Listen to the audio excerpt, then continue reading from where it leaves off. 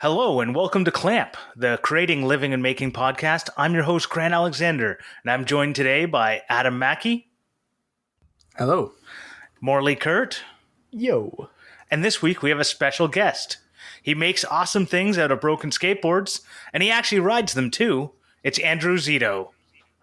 Hey, good to join you. All right, well, before we move into talking about what's in our clamps this week, why don't you tell the listeners a little bit about yourself?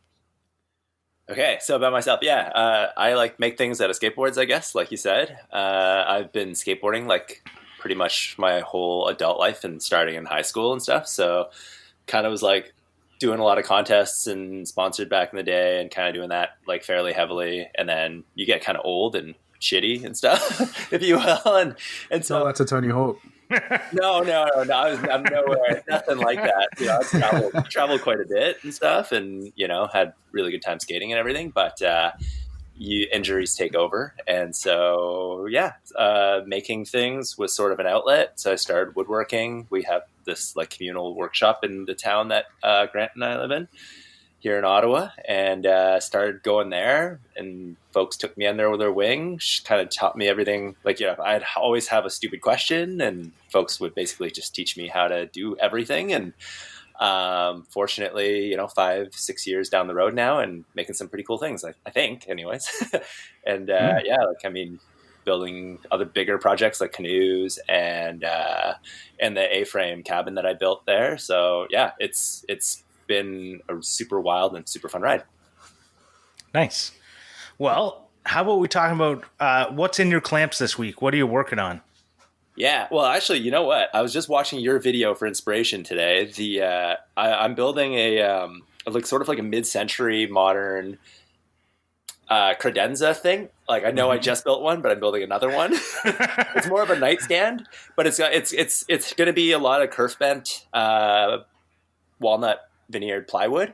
Nice. And I was actually just watching your videos all morning, just trying to be how did you do that bend on your BMW lighting there, right? So yeah, that helped a lot. And not at the kerf bending part yet. I'm doing something really fancy for the front of sort of one of the doors that open.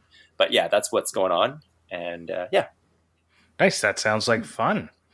Well, what about you, Adam? What's in your clamps this week? Yeah, well, sorry, hang on. Had a frog in my throat.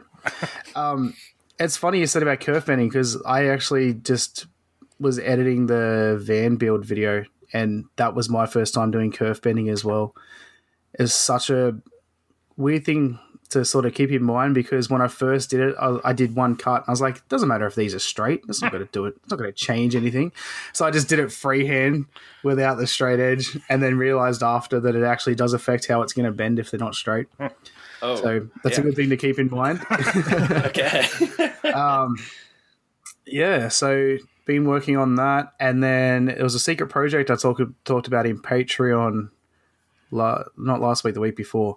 I got a message on Instagram today asking me about it from one of our Patreons, and I'm not going to say what it is, because if you want to know what it is, you can listen to Patreon. But I am looking for an illustrator, if anyone knows one. Okay. You need to be able to somehow make an illustration out of the crappy monkey that I've drawn and put him in situations. So if you can do that, oh yes, now I remember what the fun thing is. Yeah. All right, I'm not trying to blow up his spot, but I don't think he does them anymore. But Keith Decent used to make some really cool comics, and I know he's a very talented artist in general. Might be someone to reach out to. I don't know, Keith, if you're listening. But yeah, great guy. Cool. Well, that's about it. That sounds like fun. How about you, Morley? What's in your clamps this week? Well, I put out the notebook cover video, as I talked about last week. And yeah, just want to give a big shout out to positive Reddit communities. I know we talked last week about some of the not so great comments on Reddit, but I posted a clip on the video on the functional print subreddit, which is all about like functional 3D printed parts, just showing a little part of the embossing the cover with the 3D printed print plate.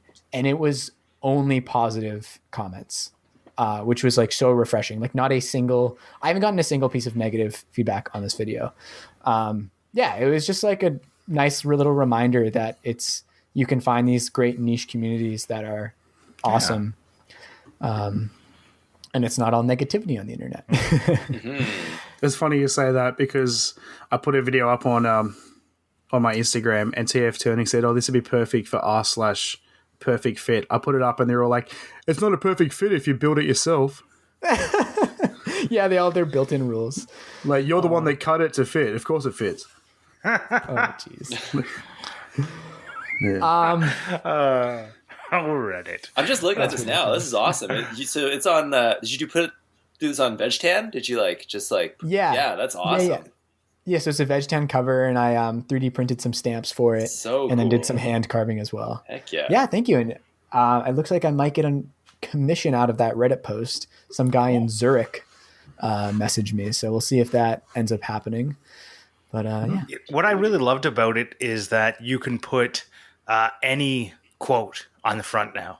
You basically, it's a nice format. You have basically said, "I am open for business" on quotes on the front of journal covers, which is something that people definitely would want to do. Yeah. Like, even just if it's Carpe Diem, like, boom. Yeah. You know? I think that's the so possibilities are endless. Yeah. It sucks that you can't reuse the print, though. Yeah, if you were to do like a custom like cover, after you print it and press it, like, you got no use for that print now. Yeah, unless someone wanted exactly the same cover. So there is like filament recycling. I haven't really dove down that rabbit hole yet. I know I've heard it's kind of finicky. I'm going to look into it though. But yeah, unless someone wants exactly the same notebook cover, it is. The good thing is that PLA is incredibly cheap. But yeah, still a little wasteful. Other than that though, today I worked a lot on that 3D printing project I've been kind of alluding to the past couple weeks.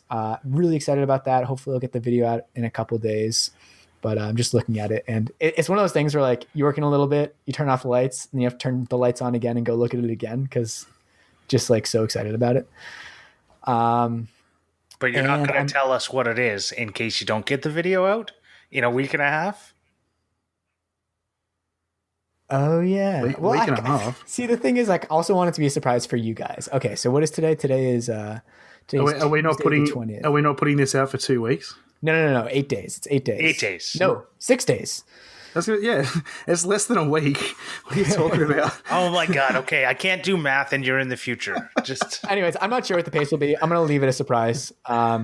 Anyways, other than that, I'm working on a custom wallet that I think a lot of people are going to really like. That is not coming out anytime soon, so I'm going to keep that all vague. Nice. But Grant, what is in your clamps this week? Well, I built a spot to store my canoe in my backyard. It's just basically 4 posts that I like hammered into the ground using like these little they're just like metal pieces that you put in the ground that you can put a post in. It's really nice. They're made for fences, but I just said I can build I don't know. I don't know what they are. I just saw them in the store and went, oh, that'll work. Instead of like digging down a hole and putting them in cement. If you look at it from the top, does it look like a peace sign without the circle? No. Okay, that's not a stop picket. Perfect. All right. I think it's called a fence post spike, but and they have like screws on the outside that you screw in your fence post. All right. So is that just for like summer storage and stuff, or are you thinking you're gonna put it out there all winter and stuff too? So it's a 40-year-old canoe that has spent most of its life living outdoors. Okay. So now it's the first time it's ever got a tarp over it. Okay. Cool. So, I know like you're not supposed to leave fiberglass outside because of the UV and whatnot, but yeah, it's literally lived outside for 40 years, and Morley can attest it's still a canoe. Nice. How far off the ground is it? It's 4 feet off the ground. Okay, so when you're looking for your son in the backyard one day, yes, Yeah. So He has a little tent. yeah, so I actually made it into like a little tent area. Yeah, I'm that's actually cool. going to be doing like I wrapped it in a tarp all the way around it and then put a tarp over top of it. So I'm going to be storing like outdoor furniture in there so that it doesn't get wrecked by the snow. Yeah, cool. That's awesome. But that kind of like led me to like I struggled a lot with whether or not to make that my next YouTube video. I literally went downstairs, grabbed the camera, put it back down, and went, nobody needs to see this. It's not very exciting. And instead went, I'll just throw a couple of Instagram stories up about it because I just couldn't feel like, I didn't feel like, one, I didn't want to answer all the questions about why my canoe is outside in the winter. Because that was immediately like what I was going to get, and it's not even fully covered in a tarp because the tarp wasn't long enough. But then the second one was like I went, like this is literally me hammering 4 fence posts into the ground and then like attaching a 2x4 across it. It's not very exciting YouTube content. So I think it's perfect for of Instagram, but yeah. So I did like some fun reels while I was putting it together, and that was, that was about it. I think it could be worthwhile for YouTube for sure, though. I don't know. That's exactly what I struggled with, was whether or not I wanted to put it out there because it's not aesthetically pleasing. Yeah.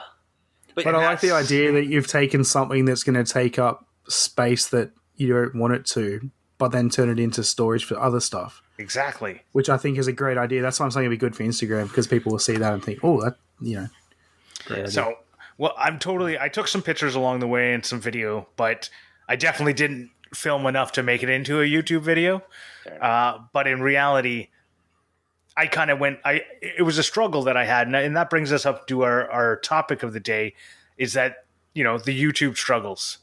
Mm-hmm. And so, that was just something that I kind of went like, should I make this a video or should I not? And what's interesting enough about this to make it worth my time to edit a video?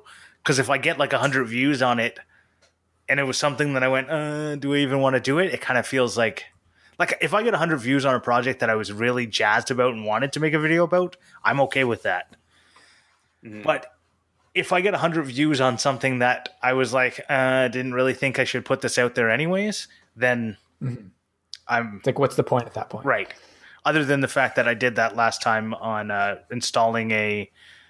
So I was like, I don't think I should film this, but in the last second I said, I'll do it. And I I changed the tube out on my wheelbarrow tire. And now that video has 5,000 views. And it's climbing like crazy. That's awesome. Yeah, it's just out of nowhere. It like YouTube finally said, hey, everyone looking for this, how to change a wheelbarrow tire is now coming to my video. And I don't know. Anyways, it's awesome that it's getting traction, but... I mean, that kind of brings me to what I was going to say, in that it's very difficult to know how like the internet at large will accept a video. Like you can think how things are going to turn out, but you really don't. Like there's no way of knowing. Maybe a video will flatline for a while, and then like the pandemic hits and everyone's opinions about what they care about changes, and everyone wants to know how do I change a wheelbarrow tire because they don't want to go to the store and buy a new one. And I think, I don't know about you guys, but I feel like as I've made more and more videos, I've developed a bit of a sixth sense for like what may be a non-interesting project at the surface, but there is possibly a good video there. Or like, how do I want to position this storyline? Like, even if the project itself isn't very interesting, like what is the story? Or maybe it's better for Instagram. Kind of like a little bit just like seeing the future a little bit before you go all the way down of making a YouTube video, which may be more work than it's worth. Like, is it worth that work? I'm going through that now with the van build. I know it's worth it because I know that people like that sort of stuff, but I'm just trying to make it so like perfect instead of like roughly edited and everything like I would normally do. But then I'm like, what if I put in all this effort and then it gets like 2 views, like my stuff normally does. So, but I'm having fun with it, and I really trying to put in the effort. So. I mean, the worst thing that will happen is that you'll learn something. Yeah. And then the time, but you'll still learn something. And I mean, I feel like you said, you're having fun. I feel like you just shouldn't I don't know, like the hardest part is when you do start worrying about views. I think that's like when I'm just like, crap, that didn't do good at all. And then the stuff that I just put out there, and even though I shot it like haphazardly or like was just like pretty rough with a video, it like some of them will do really good all of a sudden, you know? So I don't know. I think as long as like you're doing it for yourself and you're having some fun, like I think I don't know that, because I've been struggling with that a little bit, and I think that's for me the one way I've kept saying through it all is just like, listen, like 50-year-old me is going to be really happy looking back on this, and that I kind of said that and I stopped caring almost, but yeah. Well, like, so for those who don't know, Andrew has a one video that has 1.8 million views. So Is it's that the A-frame? Yeah. It's but like that video alone obviously is a culmination of a whole bunch of work. So it's, that was a lot of work to get that A-frame. Like you can't build you built a house, right? So totally. Yeah. I mean, it was super fun. And it's also, but what's the great part about it is like, videos since like I said, like the video that I kind of put together haphazardly was like the 1 year since building the A-frame. I kind of that was like right when first lockdown happened. And I was like, what am I even doing? So I just sat in front of a camera and talked for like 20 minutes and just recorded it. And I was like, I'm just putting this out there. I look hella ghetto. I'm at my girlfriend's like living room that has nothing in it. So this is like, I can't even get to my A-frame because it was locked down. Like there's police like checkpoints, so you can't even get there. So I would have loved to have done it in situ on site and everything, but I didn't do that. And that since like, I think it's close to like 50,000 or a little over 50,000 views or something like that. So I don't know, those like, things have kind of come off since then. And I just kind of threw down what my thoughts were because I was thinking it could hopefully be helpful for folks, who are kind of thinking of going down this path of cabin building and what my lessons learned were. So I just kind of threw it down, even though it was ghetto, it ended up working out. Yeah. Well, so what are some of your other struggles that you've been having? Well, very similarly was like, I did this bench, I posted on Instagram last week, right? The build is about like a minute 10, minute 15. I think the video is okay. I kind of skipped some parts. It was a commission build for Vans over in Korea. And like, it's just a minute 30-second video that's not really super comprehensive. And I was just like, do I post this or not to YouTube too, right? Like I ended up not really doing that. I ended up putting a lot of the footage towards the video that I'm going to be putting out this week and stuff. But I don't know. I like, do people even want like snippet content, or does everything have to be like closer to the 10-minute mark these days, So my one of the channels I watch that's here in Australia is called Mighty Car Mods, and they normally do like 15 to 20 minute videos. They put out a video last week. It literally went for a minute 30. Okay. And I was like, this is not what they would normally do, but like it got the views because all it was installing a pod filter on your car. Okay. And like, I guess people just wanted to see it, but like even that 1 minute 30, like it just showed that they're not just trying to do production content, if that makes sense. Like they're still trying to be the people they are. Grant and I kind of talked about this when we went camping, in terms of like, sometimes we both find it a little annoying that the trend is for videos to get longer and longer and longer. Cause sometimes you do just want to watch a video that's like 2-3 minutes long. Just like you don't have time to watch a 20-minute video. Yeah, exactly. So like I tried to do that a couple of months ago. It's like I made this 3D printed guitar hanger, and it originally was just going to be like a little like design montage to put on Instagram. But then as I started editing it, I realized like I can't get this under a minute and show it in the way that I want to. So I was like, I'll just make a short YouTube video about it. And in my head, it was an experiment. Like this is going to be about 3.5 minutes. This is the first kind of shorter video I've made in my channel. So like, let's see what happens. It'll be like an interesting experiment. And part of my thinking was like, there's no rule that says that like this trend that videos are getting longer and longer is the correct thing to do. It's just people reacting to what other people are doing. So I kind of enjoy like poking the bear a little bit and trying to like see if like, if I do something different, like maybe it'll show that the trend is just that. It's just a trend. It's not like the rule.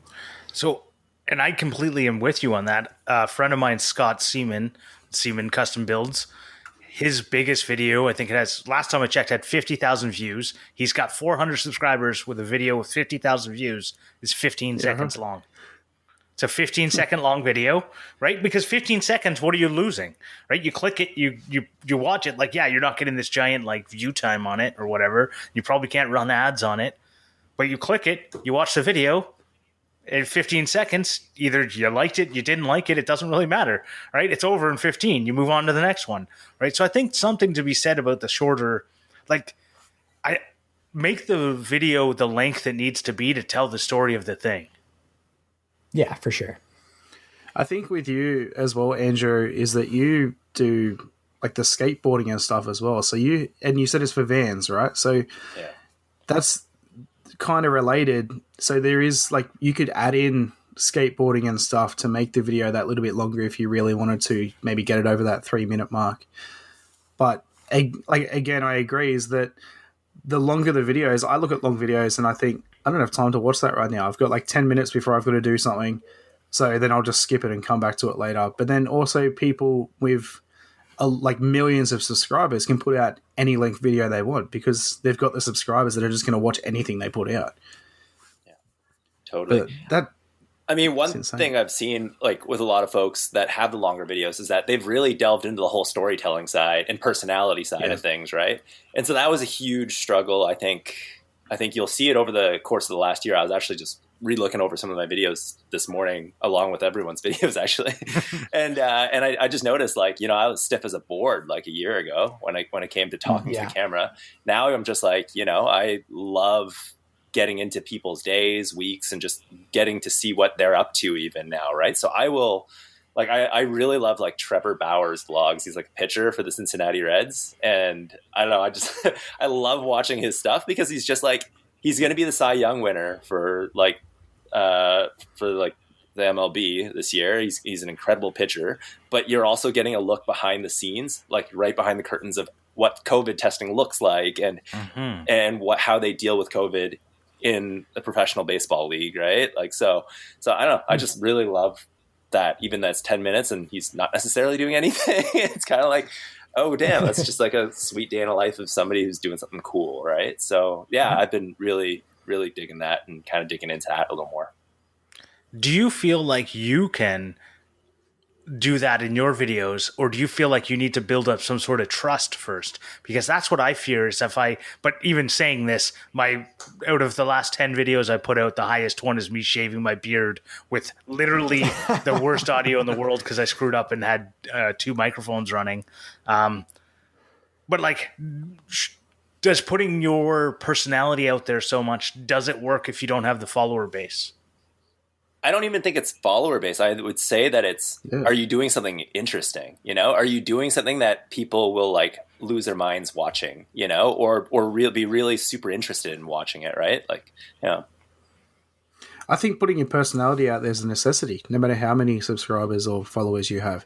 That's half the reason why I choose if I want to watch someone or not is their personality. If I watch someone's videos and they're just boring and, you know, don't keep you entertained, I don't want to watch them. I'm not interested. Whereas you take someone like John Malecki, who I talked about last week, who does not give a crap and just does whatever he wants. The personality sort of is out there so much that it just draws you in. It makes you want to watch the videos.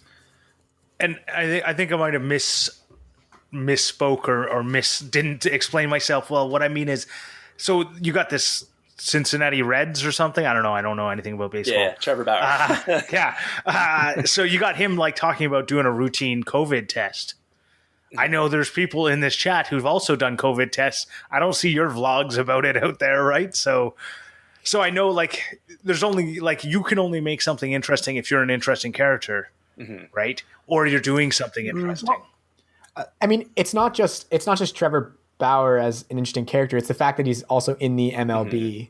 Yeah. And I mean, there's the baseball bubble and everything happening right now as well. I think that's a big part of it. And everyone was like, how is professional sports even happening right now? There's a lot of mystique behind that. But then that's also... It's not as interesting of me just getting a COVID test. That's also the content he puts out though, isn't it? Like he does vlogs of like his life. So of course he's going to put that out. Whereas someone like us who just puts out makeup videos. If they just put out a random video saying, "Oh, I went for a COVID test," like it doesn't flow. Whereas if you're someone that does say vlog making videos, that's something you could put in. 100%. Like how Jimmy does his like vlogs all the time. So kind of building off of what Andrew was saying, like I almost don't think it doesn't matter what you normally put out. I feel like we're in an era where each individual video is more important than a consistent theme across a channel. Yeah, 100%. Because I think of how discovery happens. Yeah. I think I totally agree with what you're saying, Andrew. It's like if it's an awesome story that like people are gonna love, then you should do it. And it doesn't matter if that's not what you normally do. Like I think the notion of like you haven't built enough trust with your viewers. It's like, what are people going to do if they see you put out a different type of video? Are they all going to unsubscribe?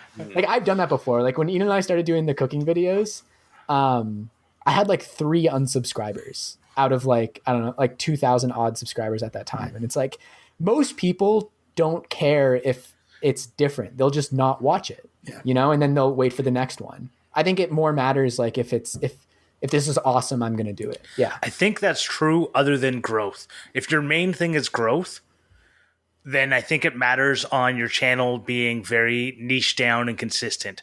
So like the guy I was talking about, FFD Restorations, the guy did the collab with the secret, and I can't tell anything until he puts out his thing. So I was talking to him about it, and he was like he went from when I was at 100, he was at 1,000. I'm now at like 1,000. He's at like 16,000. He's been blowing up. And he said the reason he's blowing up is he's doing the same. Like he said, I found the thing that worked on my channel, restoring knives. I do knife restorations. And what happens is YouTube shows it to other people who are watching knife restoration videos. And that's how the growth happens. And that's how, but if you don't care about that, you just want to show whatever you're working on, then that's a different thing. I don't know. I agree that is a way for growth to happen. But look at like Jack Conti's YouTube channel, for example. Like his channel is a melange of like inspirational talks, music making videos, and then like a bit of like whatever he wants, interview kind of documentary style stuff. That's Patreon guy? Okay. Yeah. Of course, he has the fame from Patreon and guitar and everything else, but he had to start from somewhere, right? And like he is an artist and a musician who did all his stuff. And I think it's like the ultimate niche is you. And if you can, like Adam was saying, like if you can make your personality come across very strongly, then that is as much of a niche as is restorations, right? I think it's also too a little bit less of growing and more of how you want to grow. Like if you were to put out one vlog video, you don't want to get all your subscribers from that video and then they're not interested in the rest of your content because they subscribe thinking that you're a vlogger. And then all you do is put out, so you do need to be a little bit consistent in that way. But I think a vlog every now and then, like for your current followers is good. I can tell you 100% right now, if I was allowed to record at work, I definitely would put out a vlog because my job is actually like the stuff that I deal with on day to day, I think people would find very interesting. But I know that if I recorded it, I'd get in a lot of trouble. So I can't. Wow. You should totally compare that with Andrew, whose job it is to record things every day. Yeah, I'm told I'm not allowed to post anything from work on my personal accounts, unfortunately. Oh, really? Yeah, I've seen some Coast Guard ships on your personal accounts. I try and get away with it. It sort of works every now and then, but I've been told to cease and desist more than a few times, unfortunately. Yeah, right. But you know what? The thing is, it's just like one of our, I'm like the videographer for the Coast Guard here in Canada. One of our lighthouse keepers actually has a really cool channel, and like he's just like, this is life as a lighthouse keeper, this is the ship coming by. Here are whales that are coming by, a pod of whales that come by every day, and just like, what is life like being in isolation, right? So it's really cool, and I know that if I were to share his stuff with the higher ups, he would be told to cease and desist as well. But I've definitely am not doing that because I personally feel like his content is amazing. And I think more, it's just like, I think getting that story out there is important, and I don't know. I think the whole idea of hiding things, hide it if it's not something, favorable to the company and stuff. But I mean, if it's something that's just like gets people interested in the job, because recruitment's such a tricky part too in a lot of these companies, right? I love seeing stuff like that, right?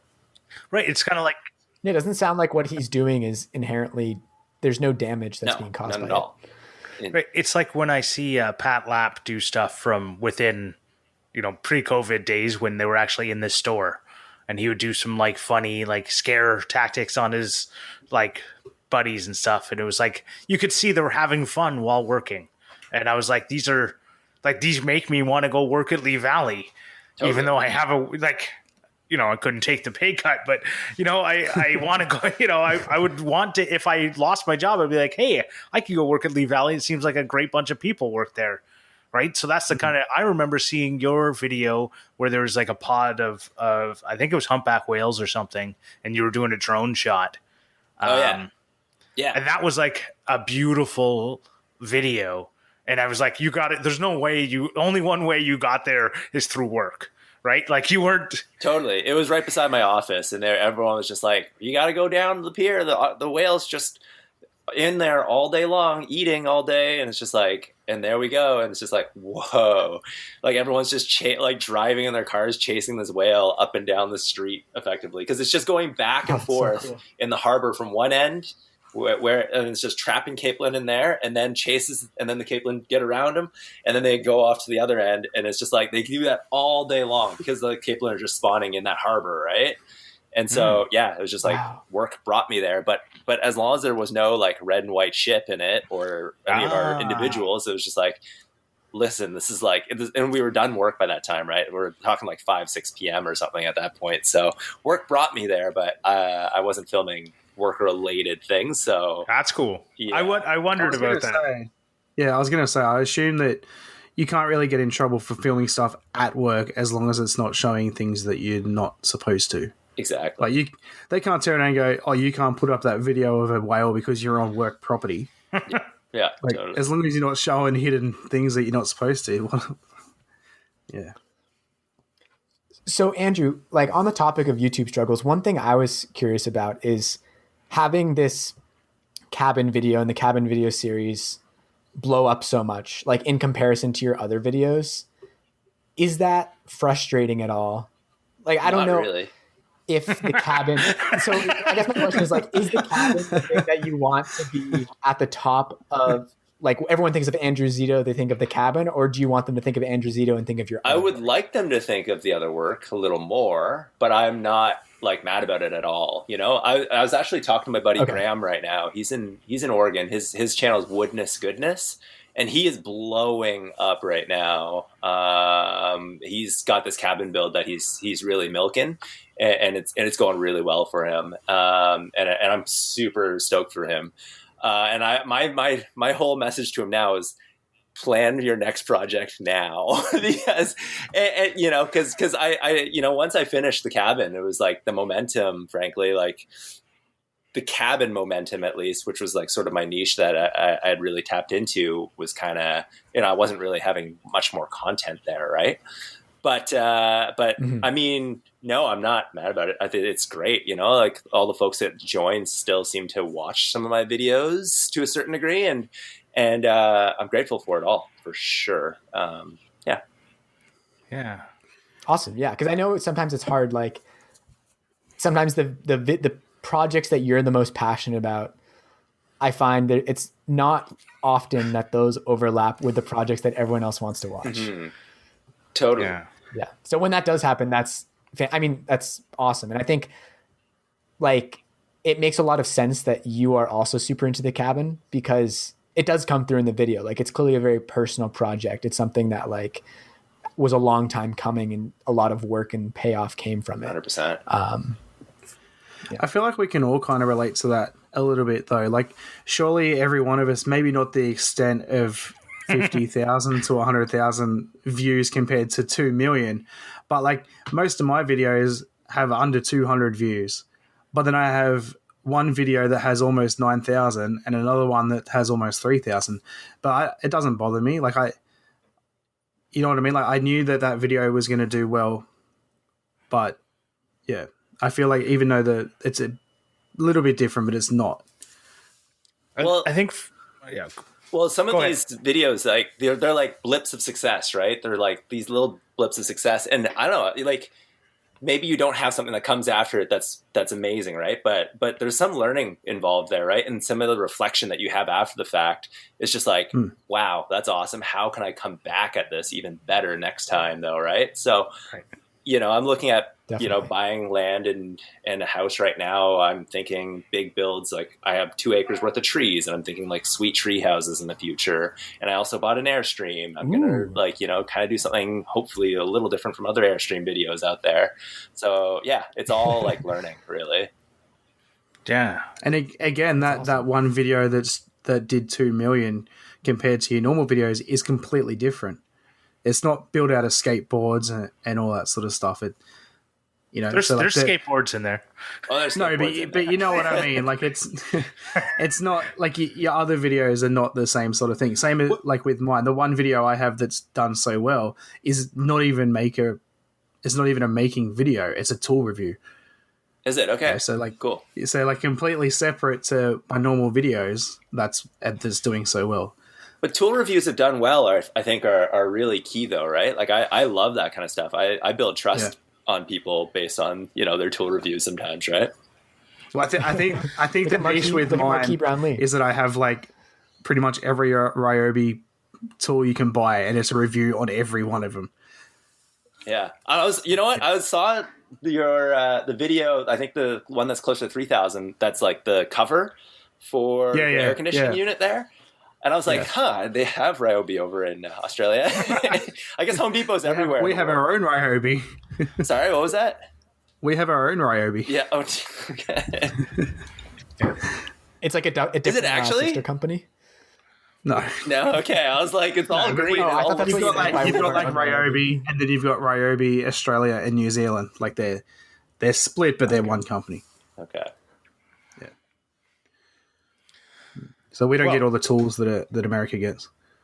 Yeah, we don't have like a cordless circular saw, which is what not circular saw, cordless miter saw.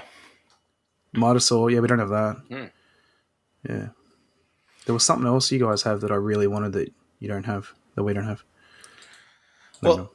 Cordless plunge router. Like, why not? Oh yeah, Milwaukee just got one of those since. No, you guys have them in America. In Canada, I'm assuming in Canada. Yeah. But we don't have them here.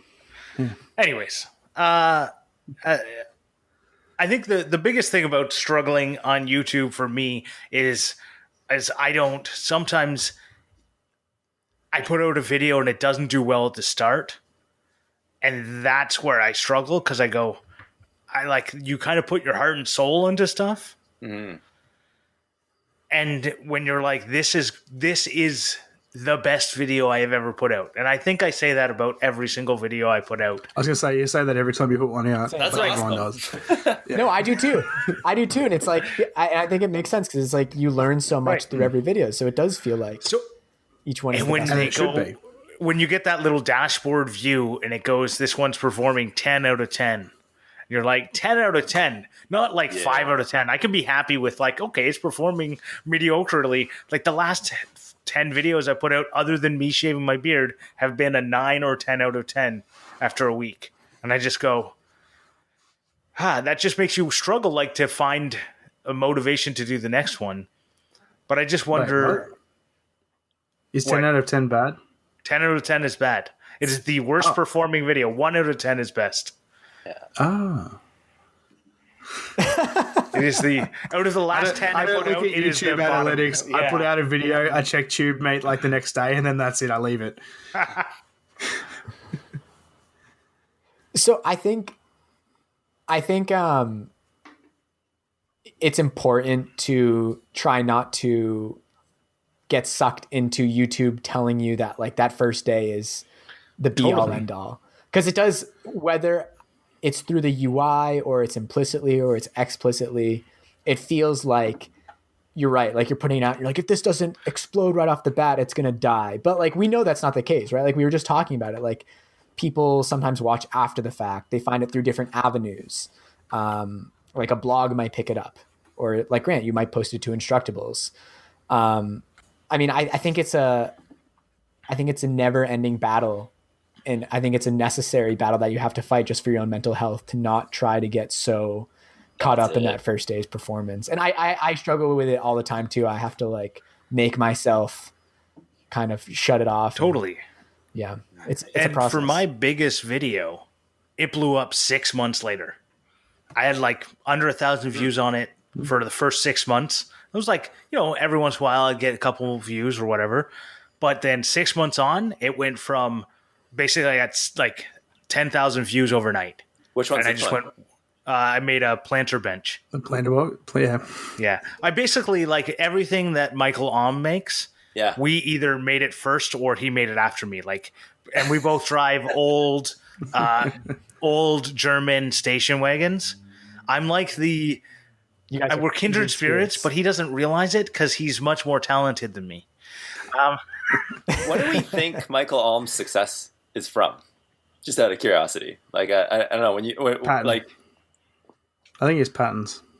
I think it's his artistry. It's the fact that it's more that he's an artist and less that he's but then he also like, he's also like, he knows how to make the stuff. So he explains it well. Mm-hmm. I didn't. So as a disclaimer, I haven't really seen many of Michael Ohm stuff. I definitely follow him a lot more closely on Instagram. But I think it's important to note that he has been doing what he's doing and developing his skills like for a long time. I remember sometime last year, he took a story, like doing a walkthrough of a custom building he did like years prior. And it was gorgeous. Like it was breathtaking. All these amazing fold down tables and integrated built-ins. And it was like, I think it's really easy to see someone who's successful and being like, oh, that's replicatable, or they just like lucked out or something. But like, I can't confirm this, but he definitely strikes me as someone who's put in a lot of work and a lot of time and a lot of skill building, and his work is paying totally more so than just like capitalizing on a niche or a trend. Came to it with a bunch of skills, right? Right, like he didn't start out woodworking and start a YouTube channel at the same time, or like I did. Right. Yeah, or like I did. Like it was, like I'd put screws into 2x4s before, but I think when he started his YouTube channel, he had made some things that I'm still not capable of doing. Yeah. Yeah.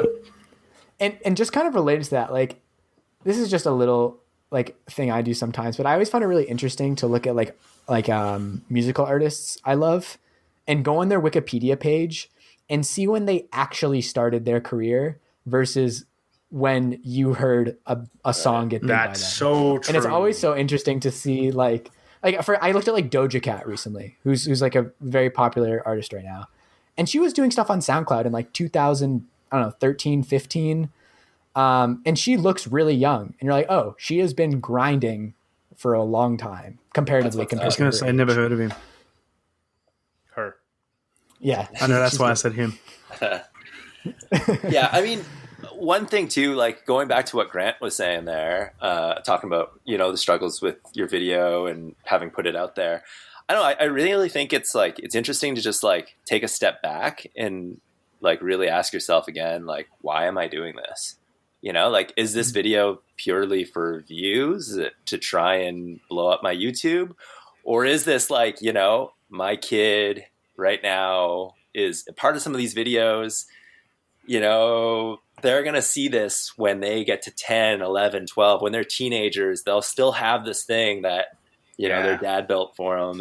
And it's just like, I actually can pull up that day that he built this and rewatch all of that, or let's say even when we're gone, be like, to their kids and grandkids and whatnot, right? Your great grandfather Grant, the great Grant Alexander built this, and I like, who cares if it has 200 views? That's incredible, right? So I don't know. I just think really going back to like your personal artistry and like, I don't know, like just saying screw it to the algorithm altogether and all that stuff for a little bit and just being like, I'm building this for me first and foremost. I don't know. I just think that's really key in trying to keep your sanity in all this because definitely. Yeah, I think that there's just so much out of your control that if you are focusing on those things out of your control, you'll drive yourself crazy. Yeah. Well, I think that is a great closing point to make, and you made it, so we'll move on. So we're going to go on to the next section is clamp mendations. So we're going to start off with Morley. What is your clamp mendation of the week? All right. I have an album recommendation for this week. It's been out for a couple years, but the album is called Tranquility Base Hotel and Casino by the Arctic Monkeys. So this is a bit of a polarizing album by them. For people who don't know, Arctic Monkeys they're a pretty big English rock band. And they are... No, I have. Like, they kind of got big writing more like love songs. And this is a full-on concept album. They have a few pop hits, don't they? It is... Don't they have a few pop hits? Yeah. They do, yeah. They've got some songs that blew up pretty well. But this album, as its name implies, so Tranquility Base is a base on the moon. It is where the Apollo missions landed. So the concept of the album is like it's this hotel and casino on the moon. And the album kind of is narrated by different people in the casino, like the club performer, the receptionist. And it is honestly amazing how much it paints a picture, at least in my mind. So I listened to this album a lot when I was driving cross country from the Rockies to Toronto. And so it was a great kind of like daydreaming album to just kind of like think about this vibe it's creating. And like I've been to Atlantic City before, which is kind of this like rundown, like it had a golden age and now it's this kind of like rundown casino town. And that's kind of how the album paints Tranquility Base Hotel and Casino. Like it's like past its golden years, kind of like the Grand Budapest Hotel. Like it once was great, but now it's not so much. It's a little dystopian. So all this to say, it is a great kind of just daydreaming to listen to album. It's a little weird. There are some bangers on it. 4 out of 5. I really, really liked the title track. Tranquility Base Hotel and Casino is really good. Wait, is the song called 4 out of 5 or are you giving it a 4 out of 5? No, the song is called 4 out of 5. But the title is in relation to... I thought you were saying song number 4 out of 5. Yeah, I thought there was only 5 songs. Yeah. Like the 4th one is good. That's not what you were saying. No, the song calls 4 out of 5. But then how many songs are there, though? Ooh. I'm not sure. Probably like 10 or 11. It's just like kind of like what a few weeks ago I was talking about with Wolfpack. Like their creativity inspires me. It's so original and the lyrics are so beautiful. Like Alex Turner, the lead singer, is really a true artist. I can just listen to it over and over and just like really try to like get into the lyrics. So yeah, if you're driving around, you're looking for something to daydream. For those wondering, I have confirmed there are 11 tracks. Oh wow, I got it. It wasn't even. All right. Well, what is your clamp mendation, Adam? Well, they don't really need my recommendation this week, but as someone that grew up watching Star Wars, was in love with Star Wars, their password for everything was Star Wars for a very long time. I can't whatever. I can't skip giving my recommendation to the Hacksmith and their lightsaber. It is insane that we actually do have the technology these days to make not just a lightsaber with light in a way, I know it's gas, but light that will stop at a certain distance and will cut through anything. Yes, you have to wear a backpack and you have a cord. That's always going to be an issue. But like, it just amazed me watching that video of like how far technology has come and the fact that we can actually almost like, I wouldn't be surprised if one day in the future they make a new Star Wars and they actually use those swords. Because like it's amazing. It looks cool as hell. It does. Those guys are But- in Ontario, eh? Hacksmith? Yeah, they're in Kitchener. So cool. So cool. Yeah. Yeah, what's your butt? Grant, what's your butt? How are you going to rain on Adam's bird? But it takes forever to cut through stuff, not like a lightsaber. It looks like a lightsaber, but I was like, it's a really cool piece of engineering, and I think it's awesome. But when I saw him like cut through the, I don't know, whatever 4-inch steel or 2-inch steel, however thick steel, and he was like sitting there for like an hour. It felt like I was just like, that's cool, but Yeah, but you know what doesn't cut through stuff? CGI. Oh. Okay, so I agree. It's awesome. I'm not putting it down. All I'm saying is it's not a lightsaber. I mean, I think it's a it's saber of. Okay, it's a gas saber. It's a gas saber, which is not. It's not quite there. We need some Jedis with their midichlorians or whatever. It's I so barely cool. understand. I don't care. Star Wars. I'm more of a Star Trek kind of guy. Communism forever. So my commendation, you ask, is stuff made here.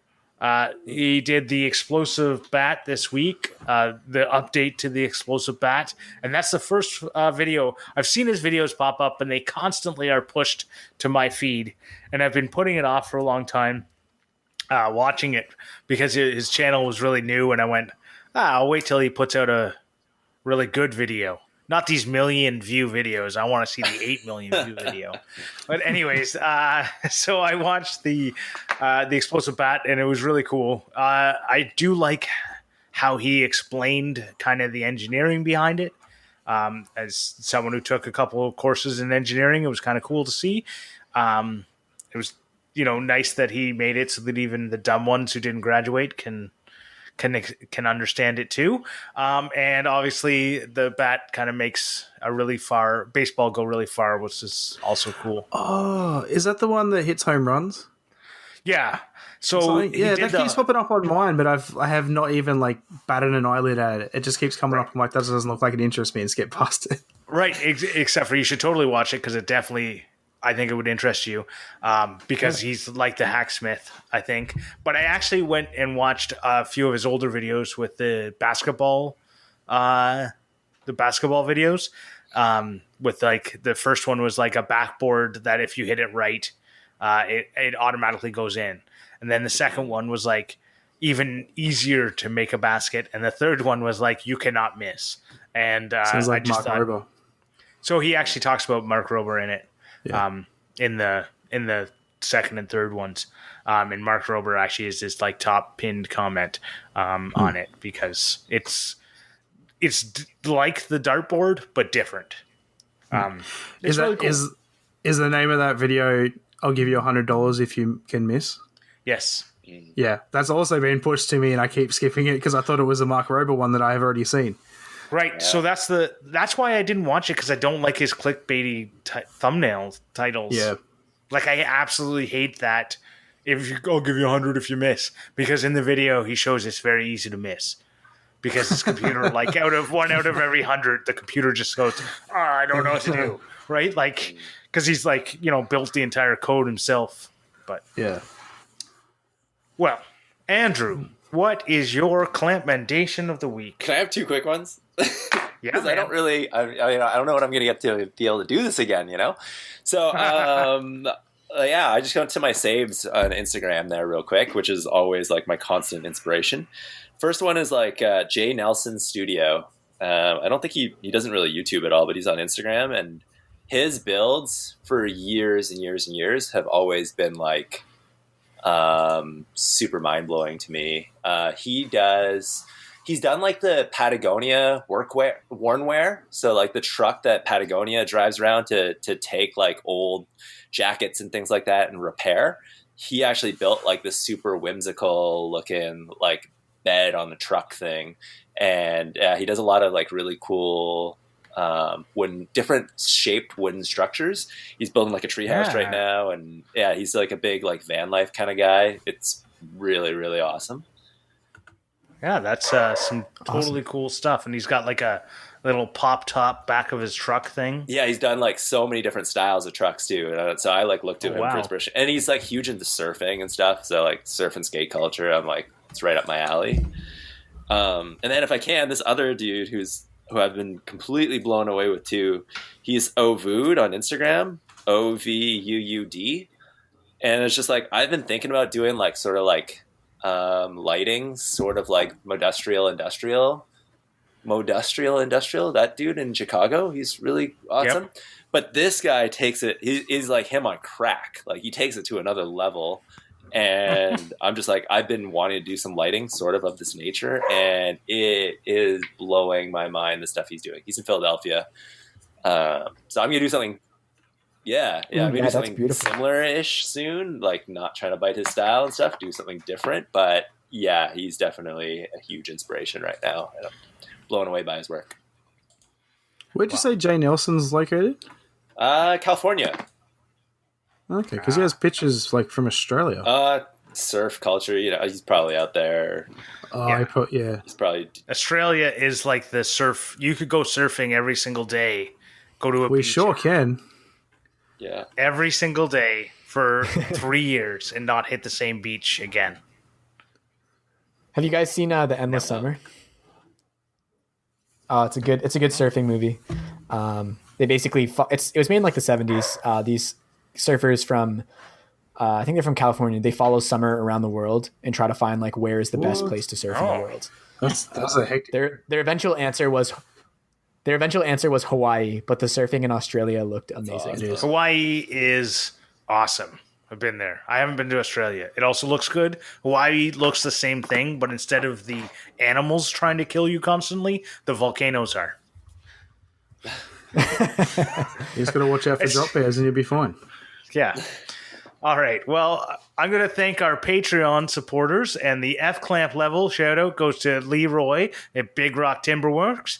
And just wanted to also mention, don't forget, if you sign up to be a Patreon, every single patron on our thing gets a key tag, and every single person gets the bonus content, including a pre-show usually and always an after show. The pre-show, you get to find out what Grant's been drinking and sometimes what other people are also drinking, unless it's like really boring stuff like Adam drinking water. So yeah, well, it is midday. The other thing is, don't forget to go on to iTunes or Podcast Addict or whatever podcaster you use and leave us a review. We're going to be doing a giveaway at the end of the month, so this is going to be your last reminder. All the reviews have to be in before October 31st, and it's going to be a custom-made clamp made by me. And if you want that, everyone that puts in a review, including everyone that's already done it, we're going to be enter your name into the hat for the draw. And I want to thank TF Turning for the use of our theme song. And if you want to, I'm going to go back. And if you put in a review, make sure that if you get it close to the deadline to send us a screenshot to the Instagram account at Clamcast.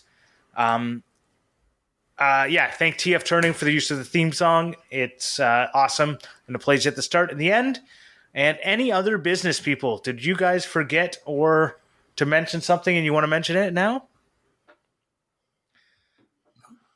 I just want to point out that last week when Adam was saying, like, I think I'm forgetting something, and Grant was so adamantly saying no, he was forgetting mentioning the after show. But Grant, you were so committed to moving on. No, I remember him mentioning the after show. I don't think he did. If you listened to the pre-show last week and it was from months ago, listen to it through Patreon because it's correct on there. Grant uploaded the wrong file and iTunes didn't update it when he replaced it with the correct file. Oh, really? Okay. Yeah, go on Patreon. Sorry about that, folks. It won't happen again, except it might happen later. All right, well, before I do everyone else, Andrew, where can everyone find you? Yeah. Well, YouTube and Instagram, pretty much. YouTube, it's still my name, Andrew Szeto, Szeto, and then on Instagram, it's Szeto. So Szeto, Szeto. Yep. Cool. And everyone else, you can find Morley at Morley Kurt everywhere. You can find Adam at Maker Mackie everywhere, and you can find me at The Grant Alexander. Goodbye. Yeah. Bye. Thanks for having me. Bye. See ya.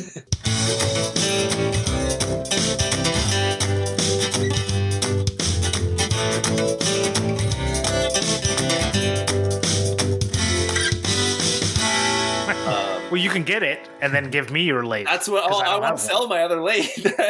Oh, no, not sell it. Just give it I'll to sell me. it. Actually, I'm putting out a video this week that's entitled "How I've Paid Off My Lathe" and how to like make money wood turning and stuff. Actually, so